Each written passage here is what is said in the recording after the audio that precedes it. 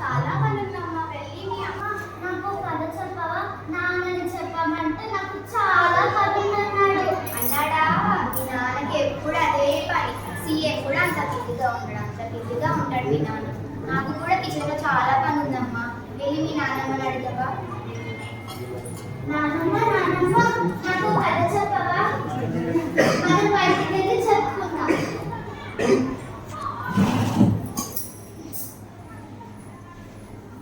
ఏంటి పాచిపోయిన వాసన వస్తుంది? నిన్న చేసిన ఉప్మా ఉంటే పడేయడానికి అంతెందుకే సరే మీరు తిని బాగా లడ్డుతవుతారని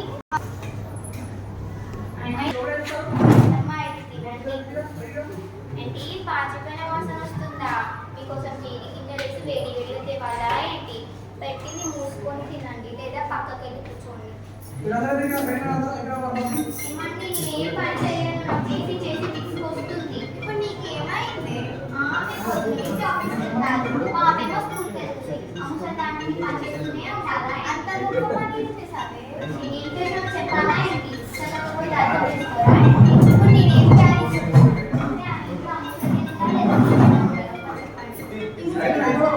మా అమ్మని ఎక్కడ పంపించాలి?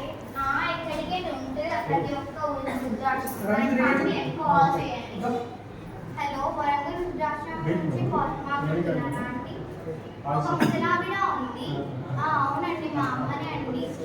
తనని వృద్ధాశ్రమంలో ఉంచుకుంటారా అండి? ఏంటి, అనాథలనే చేర్చుకుంటారా? అనాథలనే చేర్చుకుంటారంటే అనాథ చెప్తే ఏమైతే ఇంకొక వృద్ధాశ్రమం కాల్ చేయండి. హలో, హైదరాబాద్ వృద్ధాశ్రమం నుంచి కాల్ చేసి మాట్లాడుతున్నారా అండి? అవునా అండి, ఒక ముసలావిడ ఉంది, ఆమెను చేర్చుకుంటారా అండి? సరే అండి, నేను రేపు కాల్ చేస్తా. రేపు తనని తీసుకొస్తానండి. సరే అండి. రేపు అని చెప్పాలి, ఈరోజే తీసుకెళ్తే ఏమవుతుంది?